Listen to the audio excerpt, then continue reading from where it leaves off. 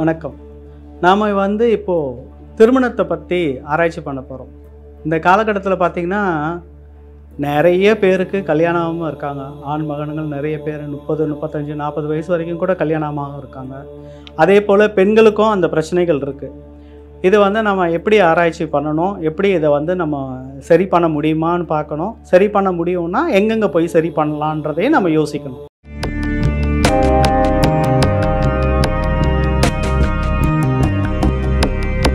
இப்போ நம்ம எஸ்பிஎல் சொன்ன வரை நம்ம எஸ்பிஎல் என்னன்றதை கண்டுபிடிக்கணும்.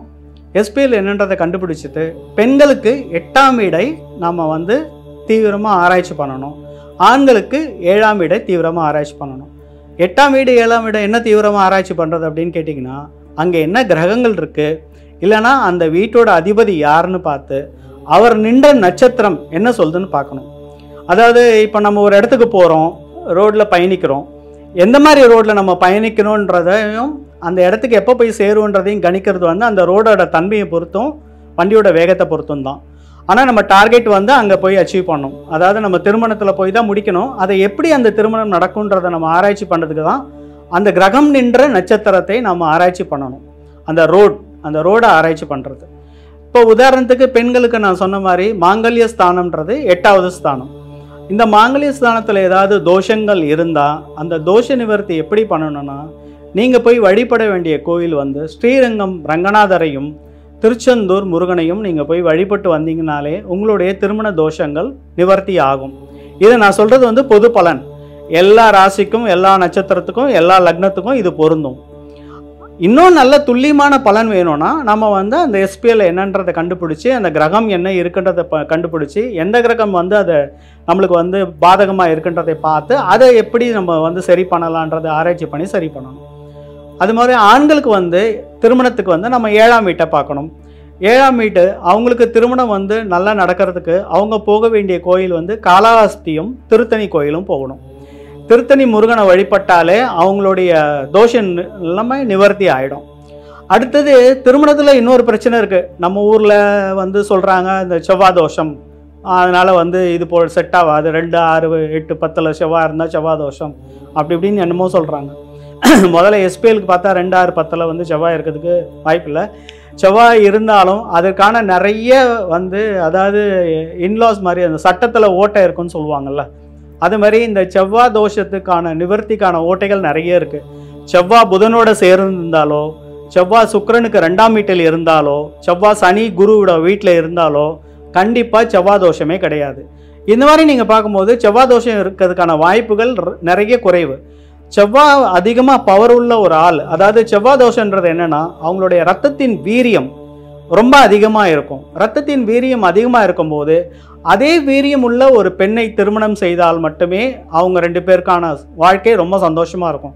ஒருத்தருக்கு ரத்தத்தின் வீரியம் அதிகம் இருந்து இன்னொருத்தருக்கு ரத்தத்தின் வீரியம் கம்மியாக இருந்தால் அவங்களுடைய வாழ்க்கை அதாவது உங்களுக்கு தெரியும், அவங்களுடைய சந்தோஷமான வாழ்க்கை நிம்மதியாக இருக்காது. அதில் பல குறைபாடுகள் வரும். இதனால் பல பிரச்சனைகள் வரும். அதனால தான் செவ்வாய் தோஷம்னு சொன்னாங்க.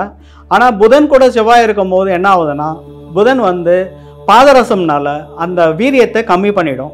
அதே மாதிரி சுக்கிரனுக்கு 2ஆம் வீட்டில் செவ்வாய் இருந்தாலும் சுக்கிரனோட வீரியம் செவ்வாயை கம்மி பண்ணிடும். செவ்வாயோட இதை வேகத்தை கம்மி பண்ணும். அதே போல தான் சனியும் குருவும் சனியோட வீட்டில் இருந்தாலோ குருவோட வீட்டில் இருந்தாலோ செவ்வாயின் வேகம் அந்த ரத்தத்தின் வீரியம் கம்மி ஆகிடும். அதனால் முக்கால்வாசி பேருக்கு செவ்வாய் தோஷம் இருக்கிறதுக்கான வாய்ப்பே கிடையாது.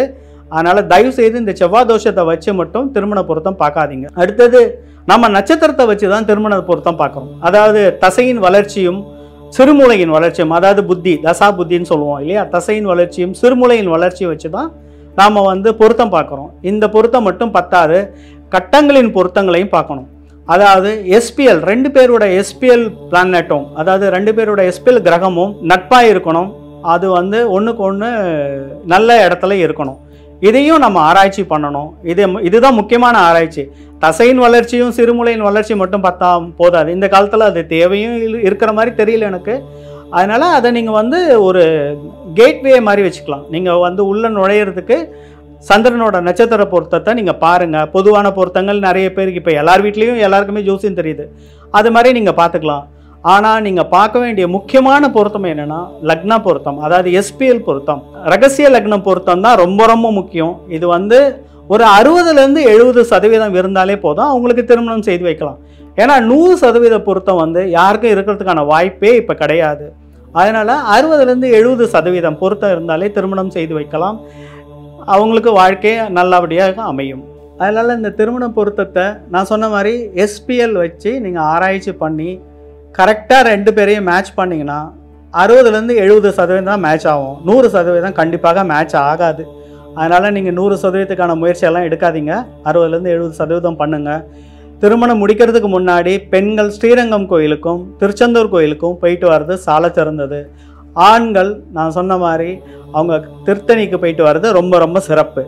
அவங்களுக்கு நல்ல வாழ்க்கை அமையும். எல்லாம் வல்ல இறைவனை வேண்டிக்கிறேன். இவங்களுக்கு அந்த 7ஆம் இடம் 8ஆம் இடம் ரொம்ப சிறப்பாக அமைய எல்லாம் வல்ல இறைவனை வேண்டிக் கொள்கிறேன். நன்றி, வணக்கம்.